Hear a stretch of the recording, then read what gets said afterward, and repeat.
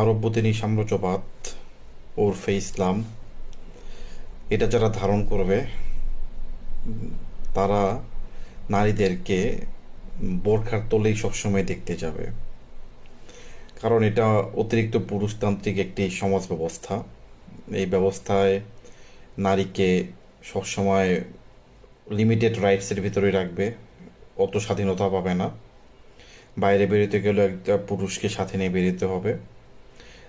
খোলামেলা পোশাক পরতে পারবে না। খোলামেলা বলতে আপনি ওই যেটা বোঝায় আর কি, আপনি শালীনতা ইসলামিক দৃষ্টিতে বোঝায় হলো আপনি বোরখার তলে থাকতে হবে, পর্দার তলে থাকতে হবে। এর বাইরে যে কোনো পোশাকে পরেন সেটা শালীনতা পর্যায়ে পড়ে না।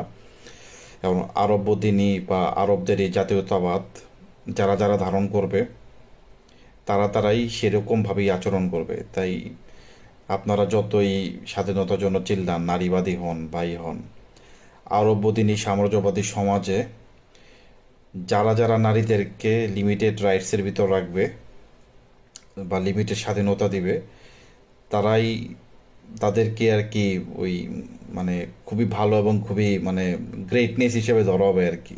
এটার একটা এক্সাম্পল আপনারা দেখতেই পারতেছেন অর্ণবকে নিয়ে, যারা শাহবাগের থেকে তৌহিদি জনতারা তাকে ছুটিয়ে নিয়ে আসছে। এটাই বাস্তবতা আরব বদিনী সাম্রাজ্যবাদের।